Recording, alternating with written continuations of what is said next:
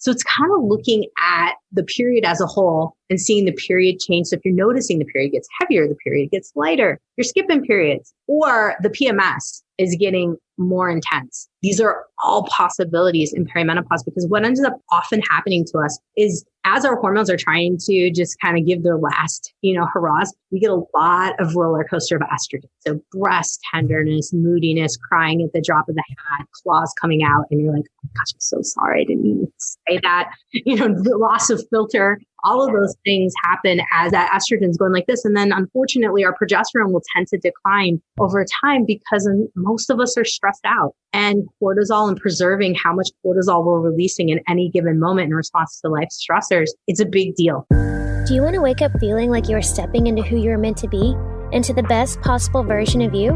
What if I told you that the key to your best life, health, and happiness are all around you? You just have to find what works for you.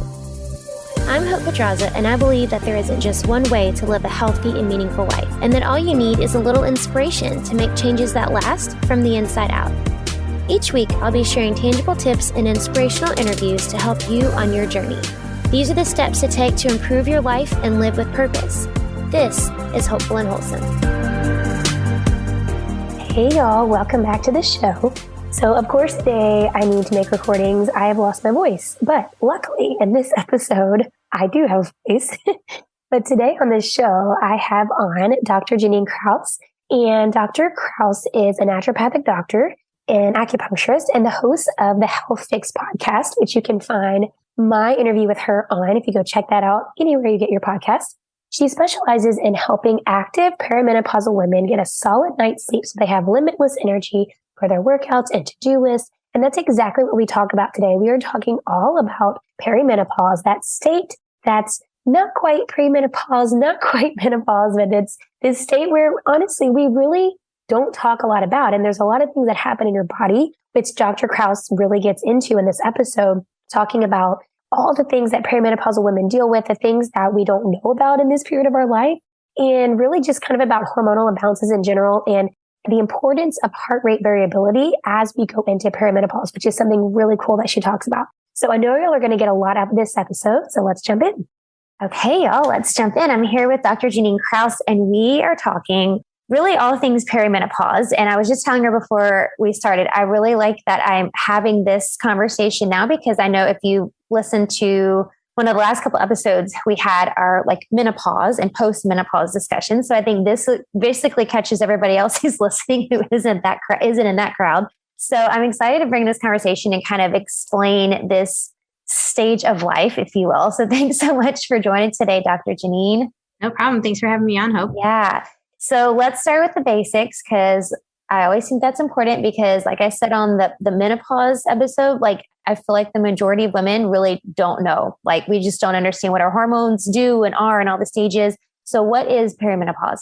So perimenopause is that no man's land per se, or no woman's land, as we're heading up to the period stopping fully, since probably your last guess was we consider menopause once we've not had a period for years. So now I'm talking about those 10 possible years up to when that happens. And unfortunately, a lot of people aren't talking about the fact that we can start having symptoms 10 years before the period actually goes away. And for a lot of people, that's oh my gosh, 10 years. Yep.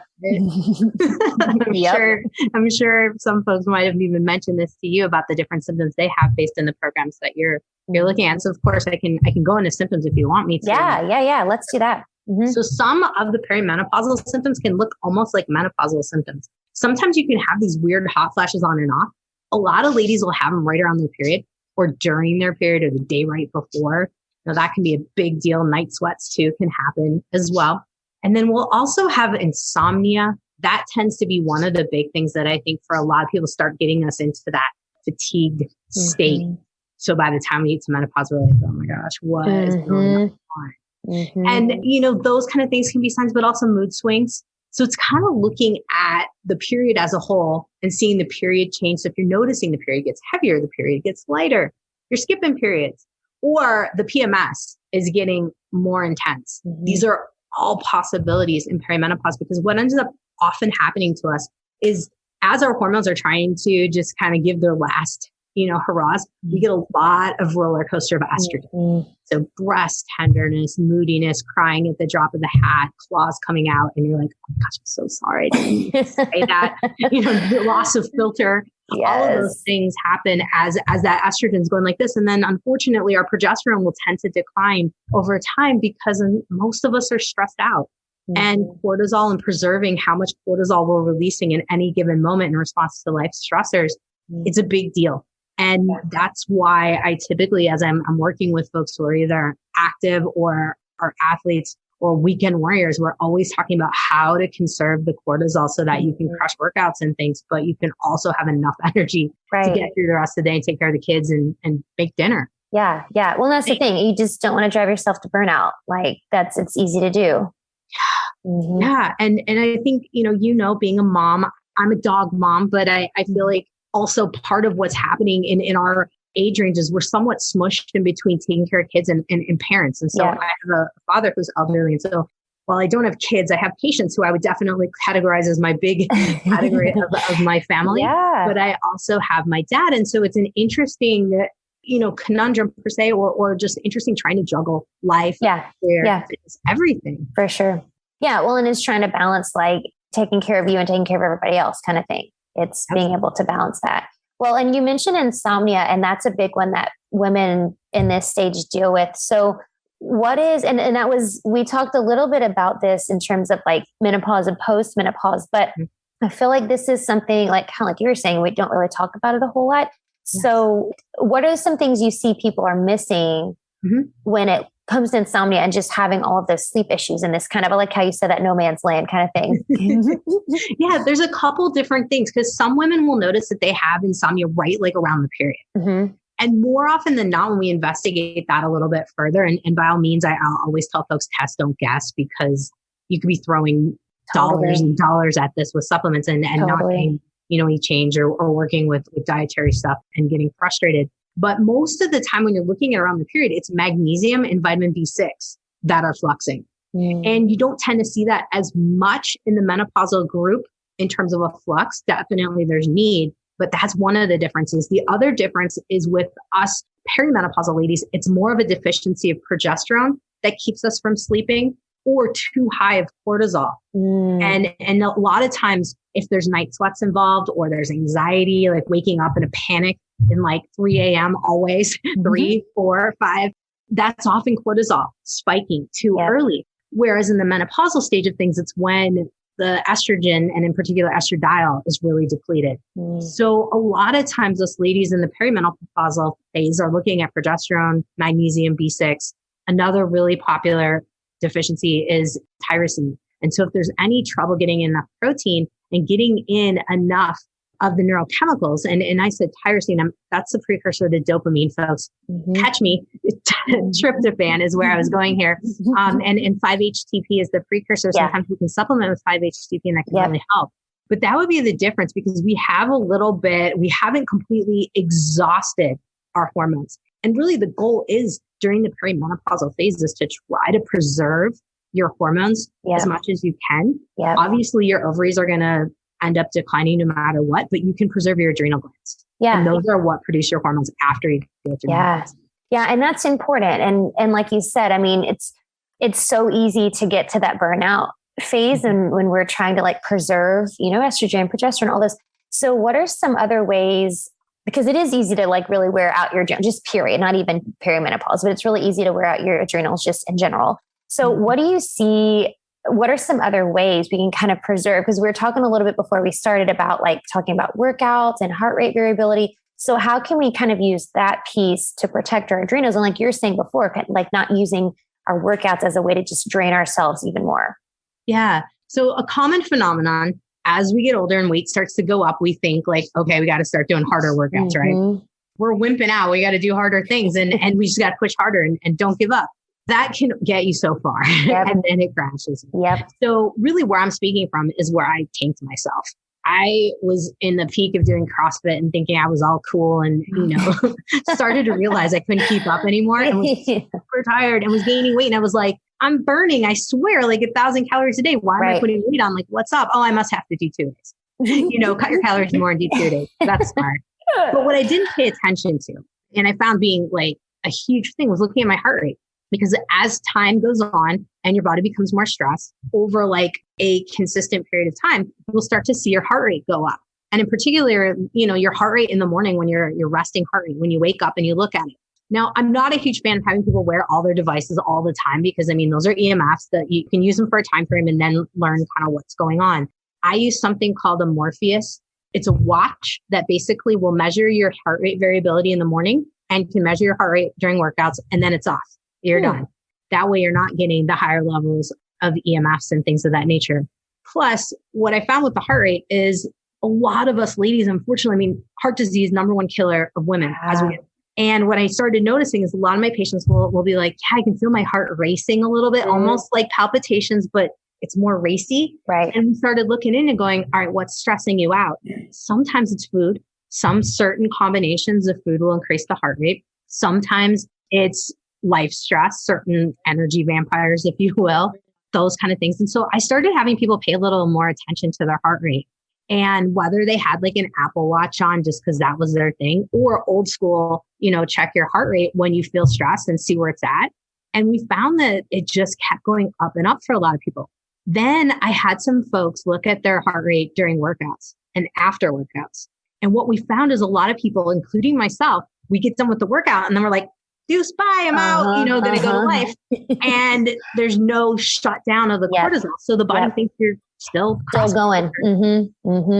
So that's when I started to realize, heart rate's a big deal as you head into perimenopause and beyond, and paying attention. You don't have to be neurotic, just get the sense of your body. And after workouts, laying down, put your legs up 5 minutes and just tell the body, like, we're done. Slow down. And workout's done. Don't need to push the cortisol. I've even had people do it as their nighttime routine to just try to see if that helps with sleep too. Yeah.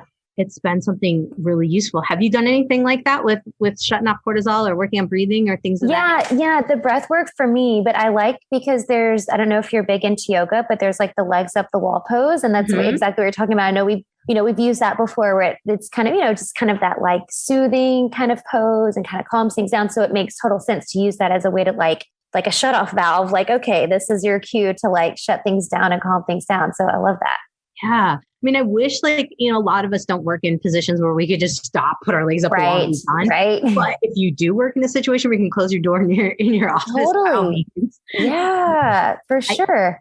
I think it's huge to really pay attention a little bit more to what the body's doing, what the heart rate is doing. Yeah. Now, it is popular these days with different devices like the Whoop and the Aura Ring, and looking at readiness scores. But what I find with these readiness scores is that a lot of them are inaccurate, and people are taking that readiness score as like gold as to what they should do based on their day. Right. And even, I don't know if you've found some of your clients telling you like, man, I don't think these things are accurate. Have you heard that? Oh yeah, 100%. Yeah. Yeah. What I've been learning and just kind of gleaning over time through a couple different folks who are super into research in HRV is that these devices like the Apple Watches and the different, like the Oura Ring, things that are like continuous monitors, they're like taking little snippets of HRV throughout the day. And HRV should really be like measured while you're resting in the morning before you do anything. And so a lot of us are getting these snippets of what the day looks like. And HRV really, for those of you guys who are not up on HRV, it's heart rate variability. And it's really telling us how much time we're spending in parasympathetic mode. So this is your chill mode. And the other side of the mode is sympathetic, which is our fight or flight mode. Right. So if we find that we do have lower readiness scores or lower HRV scores, independent of what device you have, you're going to know like, ooh, I am definitely in need of some chill. Yeah. But some of the devices like the Morpheus app that I talked about earlier, those measure in the morning so that you get a really good sense of, okay, what's going on as a trend versus in the moment. In the moment. Yeah. If it's constantly going up, you're good to go. But if it's like going down and then staying down, now there's something you're doing within your habits that are right. And so really all of this geeky talk is me helping folks to get into their bodies and see how much parasympathetic and chill mode they're in. Yeah. That's what's going to prevent you from having crazy symptoms as you start to head into menopause. Right. And I think the other problem is, I know because I'm the same as you, I went through that whole phase where it's like, oh, okay, well, I'm not like getting the results I want. Let's just work out for 5 hours instead of 2, it's like so dumb. But I think the other part is we're so So I feel like when like the wearable stuff first started coming out, it's like, oh, how high can you get our heart rate? Like how long can you stay in that? So it's like all about how high you can get your heart rate and how long you can stay there. Cause there's places like, some fitness places that you have, they track your heart rate and you try to stay in this particular zone for a certain amount of time. But I feel like we're so ingrained in that part where it's not even like a conversation of how long can we keep our heart rate low. You know what I mean? Like it's like the opposite. It's true. It's true. It definitely, I definitely was one of those people where I would look to see how fast I could get my heart. Yeah, because totally. I'm like, oh, look at this. This is so cool. It's so crazy. I can red line. It's amazing. I could have a heart attack at any moment. Awesome. I know. Look, I stayed in it for 5 minutes. Oh my gosh. It's so true. It's so true. And really, one of the big things that, a lot of people think about, like, how long should you stay in these red line zones and things of that nature? It's more about how can you get yourself up and then get your heart rate right back down. Yeah. And I think we're not talking about this. I agree. enough. I agree. And this is where I think working out with it translates to life. And I like to have that parallel between the two, because I think a lot of people, when they get stressed, the heart rate goes up and then it stays. And this is where we can use fitness to train us to be able to get the heart rate back down. Well, and that's why I love, I do a lot of like breath work and nervous system regulation stuff with my clients. And that's really the whole point. It's like, you're going to get dysregulated, like we're human. So it's going to happen, but it's how quick can you get yourself back down out of that fight or flight state?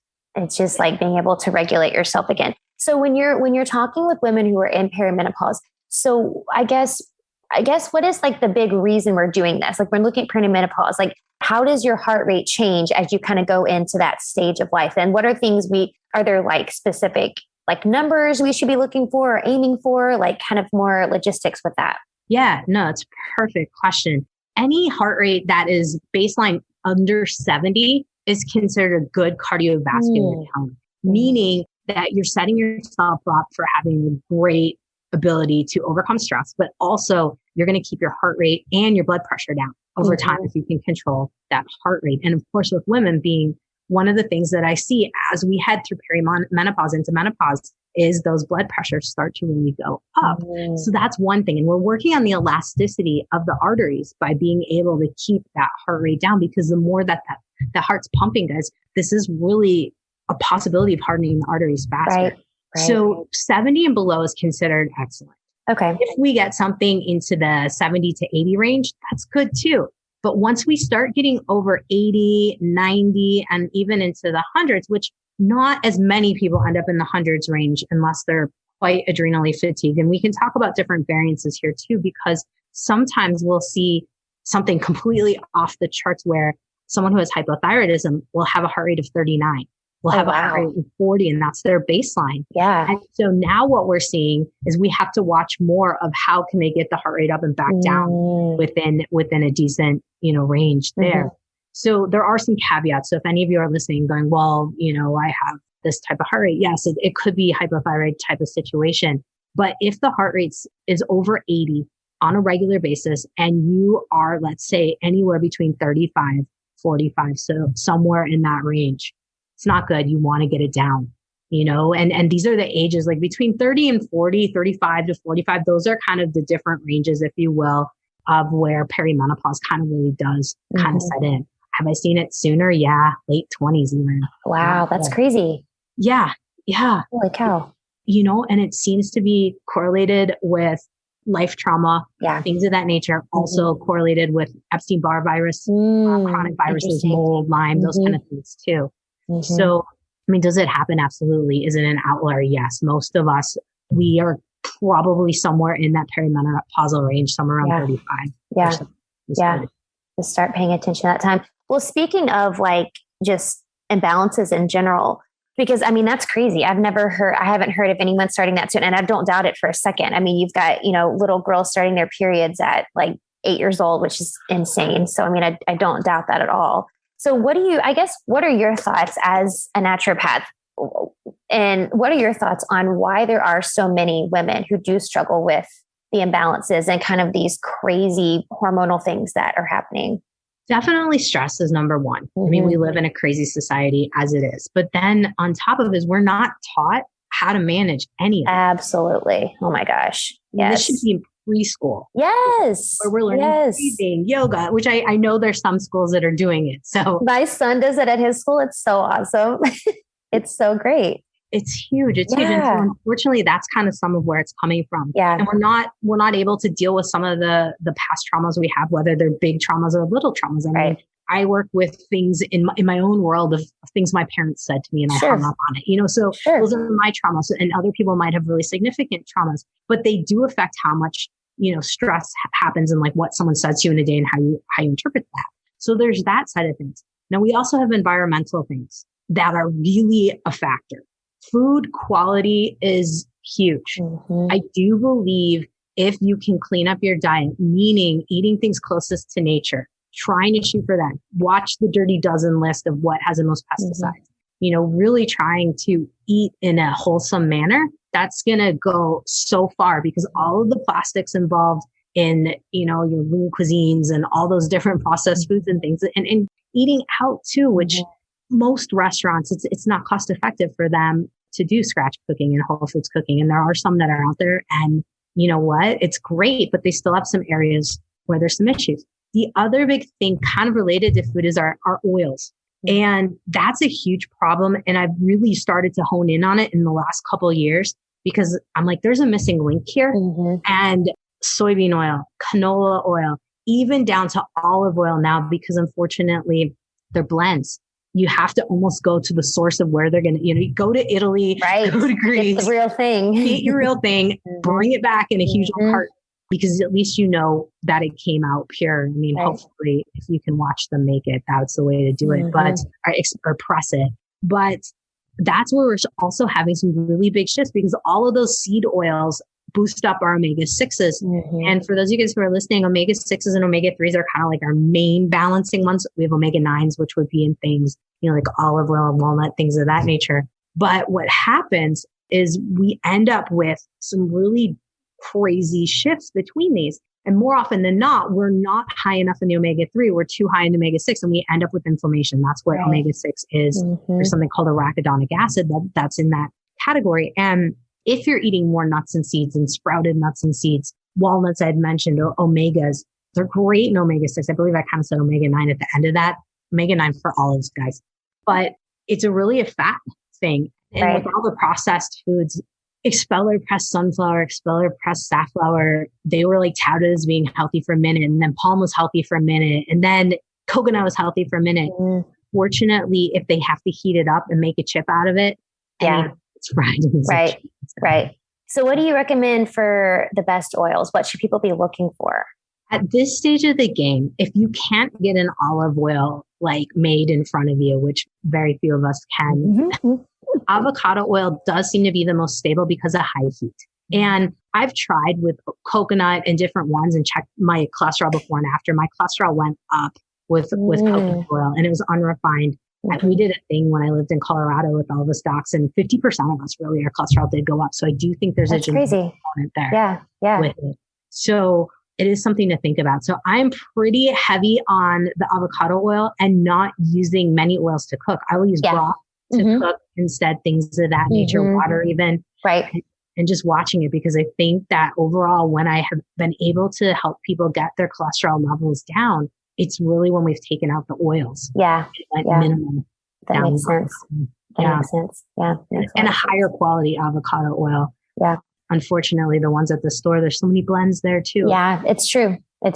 Yeah, no, it's very true. Well, and so when we're looking at the oils, that's a great takeaway with that. What are some other things when we're going into this perimenopause? Because you mentioned before talking about protein and some other things. Are there any other like foods, like nutritional sources that you recommend of things to kind of like hone in on in this period of life? Yeah. So part of me, I do a lot of Chinese medicine in my practice. Part of me loves the whole concept of whole foods, Chinese medicine, whole foods cooking. And so sesame seeds have progesterone, boosting capabilities. So getting just straight up sesame seeds, grinding them yourself. And, tahini, it depends on sourcing. Tahini is ground sesame seeds. And of course there's sesame oil in there, but the thing is you want to watch where it's coming from. So a lot of times folks I will just use a coffee grinder and grind up my own seeds and make my own tahini, throw it into my own hummus, things of that nature. Yeah. Sunflower seeds are also a progesterone booster. And so I will pair those two together a lot. And maybe some folks have heard about seed cycling. Yeah, I was going to ask you. Mm-hmm. Yeah, for regulating hormones. And I will do it. I will have ladies kind of in the first half of their cycle look at having ground chia flax or pumpkin. And then at the second half, you're looking at, so first half of the cycle, chia flax, pumpkin, second half of the cycle, doing more of the sunflower and sesame seed and using it as sprinkles on top of your meals or however it works. And really it's 2 tablespoons a day, depending on what category you're in based on your period. And so old school seed cycling really does work. I know a lot of people are like, it's a hippie thing. Doesn't really, honestly, I've had people regulate their periods just doing that. Yeah. Not having to add anything else like an evening primrose oil or something of that nature to help boost progesterone. So those would be kind of my food things. There are certain foods based on what someone's experienced, like hot flashes and night sweats. If you are starting to get them, Asian pears and pomegranate can be incredibly helpful for that. They're cooling. Cucumber, celery, also things in that department. But the Chinese have used pomegranate and Asian pears for years for helping with regulating periods and helping with hot flashes. So those are some of the specifics. Yeah. And like protein's always going to be a huge factor. And whether you're vegan, whether you're vegetarian, whatever, I mean, you're looking at sprouted, nuts and seeds, go after those. And if you're not, and you do eat meat, grass-fed, grass-finished beef, and poultry that's been pasture raised, and eggs that are pasture raised as well. The more you can get them eating whole foods, the more you're going to get the whole food benefit back. So it's chain of how the food goes down. Really, the food chain is important. So that's kind of where I look at it. In terms of overall protein needs for someone, it does range. I do kind of look at someone's weight individually as to where someone should be. I know some folks are very like 25 grams per meal, no matter what. It fluxes on how you can digest foods. That is a huge other factor that I definitely didn't even talk about yet is your digestive system does make a huge difference. And it's often why the weight's going up too. And the diet and the stress, it's all kind of combined. But definitely if you're not digesting foods well, don't overload yourself with proteins. Start with your microbiome first. Right. That's a good tip. Yeah, that's a good tip. I always say the same thing about like when people are increasing their fiber intake, because I talk a lot about fiber. It's like, don't throw all the fiber you can at your body at one time. Like you're going to regret it. So it's the same thing with protein. Like your body still has to break it down. So yeah. Yeah. Baby steps. Baby steps. And enzymes. I am in perimenopause, ladies and beyond. I really am a fan of enzymes. I'm not a huge fan of like, here, take 85 supplements, but I am with enzymes. I do think that most of us, we underestimate the amount of stress impact on the gut and what it does and how it shuts down our digestion. Yep, for sure. Well, and just how much energy it really does require to break down your food. Like, I mean, it requires energy and it requires, So I totally agree with that. I find that can make a huge difference for people. Just that by itself can make a huge difference. Yeah. No, I've seen a lot of ladies where like they're struggling with their weight and then they get the enzymes and they're like, It's like, your body just literally couldn't break it down. You just need some help. Yep. So shifting gears here a little bit, I want to kind of go backwards and just kind of talk a little bit about how you got into as a naturopathic doctor and acupuncturist, like how you kind of ended up in this path. So I actually ended up as an acupuncturist and a naturopath because when I was 15, my mom was going through cancer and I just wanted my driver's permit. And I literally was like, Mom, take me all, can I take you to all your appointments? I'll just go. And I fell in love with her Chinese doc. Like he was the coolest dude ever. And I would see her go in. I mean, she looked ashen, like she looked crap. And like she'd walk out like floating. And I was like, what is this witchy stuff? I need to know about it. And so I just followed her around to all of her appointments and got to know her naturopaths and was like, you know what? They have so many tools in their toolbox. Because I would also go to the conventional doc visits and be like, that's all you got? What else you got? And I was like, wow, this is really impressive. So I went through all that, went, the whole 9 yards. And then about 8 years ago, I started to really hit the wall with workouts and life and anxiety and whatnot. So I was like, okay, something's up. And like, I couldn't get through workouts. I found myself like paralyzed on the floor of the parking garage of my office in anxiety because I was just like, I can't function. And I knew that like something's wrong. And so I started doing my testing on myself and realizing that, oh, wow, even with all the knowledge base I had about life and health and things of that nature, I still even let myself So, and most of my problem was stress management. I wasn't, I was eating clean. Obviously, I was trying to work out, but the bottom line was I was vampiring. I wouldn't sleep at night. I'd wake up thinking about patients, writing protocols, just trying to be all I could for everyone else. And unfortunately, that took my health down. And I think for women, that's our thing. I have my patients as my family. And for women, that have a family and kids, and you're doing everything for everyone else. It's our nature. Yep. And it's real easy to lose sight of, taking care of yourself. Totally. And that's, I literally 8 years ago did that to myself. And then if, you thought I had it all together, and then I found myself 5 years ago, same thing, repeated it. Mm-hmm. So never again. Mm-hmm. That's right. Sometimes it takes the same lesson twice to really get into your head. So I've been there. So I feel like that's how a lot of us in the kind of the holistic wellness space kind of ended up where we are. Cause I have similar things that happen in mine too. It's like you do it to yourself and you realize, I think you also realize too, like you were talking about taking care of your dad. My dad was really sick for a long time and he passed away from complications of muscular dystrophy. And I think you too, you see like family members or friends or loved ones, whatever. And you realize like literally your health is all that you have. And then, when you go through it yourself, like you're talking about dealing with your stress and your anxiety, it's like you realize this is all I have is my health and this body that, you know what I mean? And you have to take charge. Yeah. Yeah. You got to own it and really look at it for what it is. And you can be taking supplements, you can be eating clean. And that's what I, really want folks to hear. Like, yes, I mentioned those things to help if you're not doing that, but you can be working out, you can be, eating clean, doing all the things. But if you don't take care of the stress, totally, it's wash. Yep. And that was me. I was taking all the supplements, tracking all the food things and all the stuff. And it was like, my body was like, I was still getting sick all the time. I was getting injured running all the time. You name it. It was just like, clearly there's like a missing piece here. And that was me too. It's the stress management piece. I was just blowing and going 85,000 miles an hour and never stopping to like check in with myself or take care of my mental health. It's all, you can't have one without the other. It's true. Mm-hmm. It's true.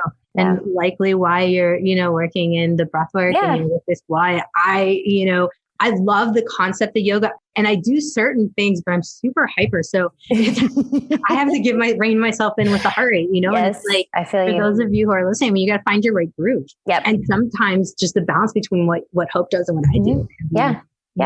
You got to find what works for you. Mm-hmm. So I do have one more question I want to ask you that I like to ask everybody. But before I ask that, where can people find out more about you, working with you, what you do, and everything that you're about?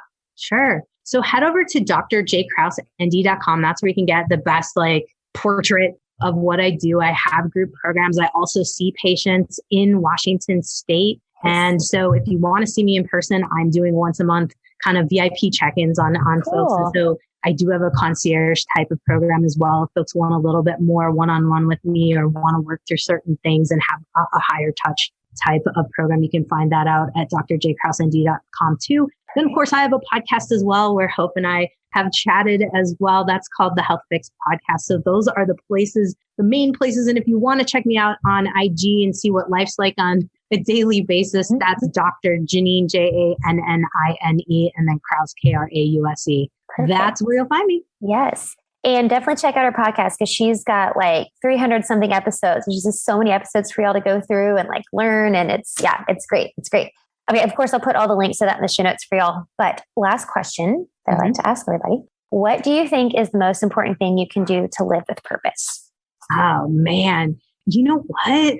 Probably the most important thing is to identify first your purpose of who you want to become and start living as the person you want to become. Because I think so many of us think about it, but we don't live in it every single day. So I think you identify exactly who you want to become and start practicing that person every single day. I love it. Perfect. Thank you so much, Dr. Jannine. This was awesome and super informative per usual. So I appreciate all the insight and helping all our perimenopause women out there kind of navigate this no man's land. This is great. Thanks, Hope. Thank you. Thanks for listening to Hopeful and Wholesome, y'all. If you found value in this week's episode, please subscribe on iTunes or wherever you get your podcasts and leave a review to let me know what you thought. I love to know what you find useful in these episodes so I know how I can provide the most value I can to my listeners. And if you have topics that you want to know more about, I'd love to hear those as well. So shoot me a message on Instagram, Facebook, or LinkedIn. It's at the Hope Pedraza, or visit my website, hopefulandwholesome.com. Thanks, y'all.